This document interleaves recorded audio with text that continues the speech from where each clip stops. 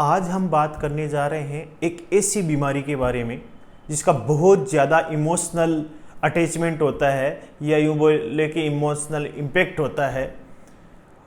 और उस बीमारी से पीड़ित लोगों की मैं नाम आपको गिनाऊं तो बड़े बड़े सेलिब्रिटीज उससे पीड़ित है, वो आज नॉर्मल लाइफ जी रहे हैं। जैसे वसीम अकरम, कौन नहीं जानता, सोनम कपूर, निक जोन्स, कमल हसन, ऐसे ऐसे लोग जो इससे जुड़े हुए हैं।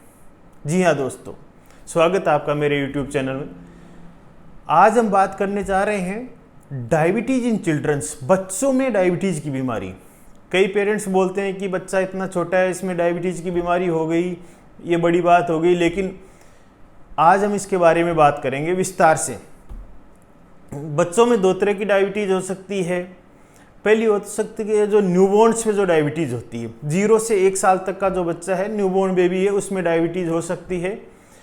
तो अगर 0 से 1 साल तक के बच्चे में डायबिटीज़ का डायग्नोसिस हुआ है, बीमारी का पता चला है, तो पहली चीज़ है कि उसकी जेनेटिक टेस्टिंग ज़रूर करानी चाहिए, क्योंकि कुछ जीन होते हैं, अगर उनको आइडेंटिफाई कर लिया तो उसमें इंसुलिन हमेशा के लिए बंद हो सकता है। तो पहली होगी 0 से 1 साल वाले। दूसरे होते हैं 1 साल से बड़े बच्चे, उनमें अगर डायबिटीज़ है तो उसको टाइप 1 डायबिटीज़ अपन बोलते हैं, या इंसुलिन डिपेंडेंट डायबिटीज़ अपन उसको बोलते हैं। इसके सिम्टम्स क्या क्या होंगे?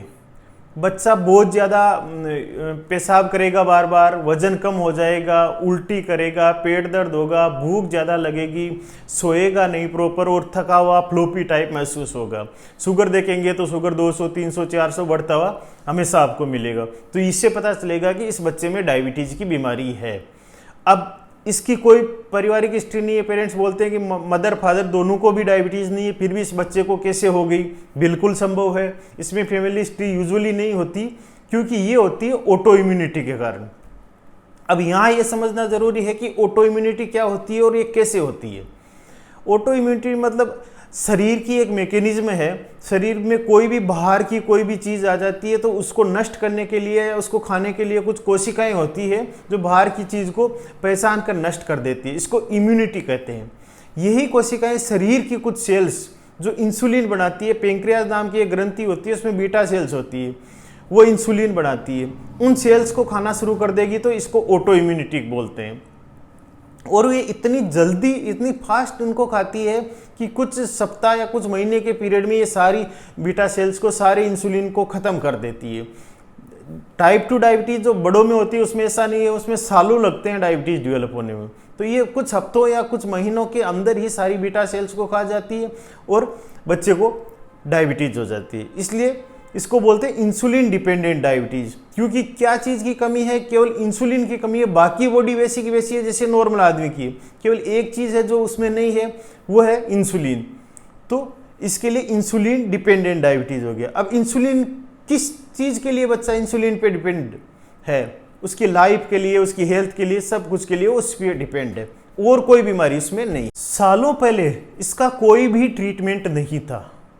6 से 7 महीने के अंदर बच्चे को मरना ही मरना होता था। 100 साल पहले, 1921 से पहले इसका कोई दुनिया में ट्रीटमेंट नहीं है।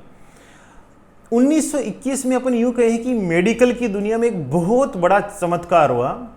एक ऑर्थोपेडिक सर्जन और उनका एक स्टूडेंट था जिन्होंने एक इंसुलिन नामक उसकी खोज की, जिससे इंसुलिन का आविष्कार हुआ। फिर धीरे धीरे आगे चल के वो आगे मॉडिफाइड होता गया, फिर अलग अलग तरह के इंसुलिन आते गए।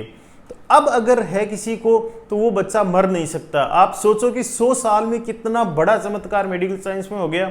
1921 से पहले अगर किसी को डायबिटीज़ था तो उसको मरना ही होता था, कोई इलाज नहीं था।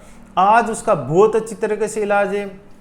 आज इंसुलिन के सिरिंज है, इंसुलिन के पेन है, इंसुलिन एनालॉग्स है, इंसुलिन के लिए पंप्स आते हैं, वो दे सकते हो, आर्टिफिशियल पेंक्रियाज आ गए, वो लगा सकते हो। तो इतने सारे तरीके, वंस वीकली इंसुलिन, सप्ताह में 1 दिन लगने वाला इंसुलिन आ गया। इतने तरह के इंसुलिन है, बस आपको देना है इंसुलिन। एक ही ध्यान रखना है कि इंसुलिन देना उसमें ज़रूरी है। अब इंसुलिन पिछले वीडियोज़ में आप जाके देख सकते हो, या आपको पता भी होगा कि 2 तरह के इंसुलिन लगाने हैं इस बच्चे को। एक इंसुलिन तो वो जो आप खाना खा रहे हो, नाश्ता कर रहे हो, लंच ले रहे हो, डिनर ले रहे हो, इन तीनों को कवर करने के लिए एक इंसुलिन हो गया। एक है जो 24 घंटे तक आपका लेवल मेंटेन करेगा, उसके लिए आपको इंसुलिन लगाना है। अब कुछ लोग पूछते हैं कि कितने लंबे टाइम तक इंसुलिन लगाना चाहिए, कब तक इंसुलिन? तो इसका एक ही क्वेश्चन है, जब तक जीवित रहना है तब तक इंसुलिन लगाना, और कुछ भी नहीं, बिल्कुल सिंपल है। मैंने नेट पे देखा तो लगभग 75 साल तक के लोग मुझे मिले हैं जिनको जन्म से डायबिटीज़ थी, आज वो इंसुलिन लगा रहे हैं और बिल्कुल हेल्दी एंड नॉर्मल लाइफ आज के टाइम में जी रहे हैं।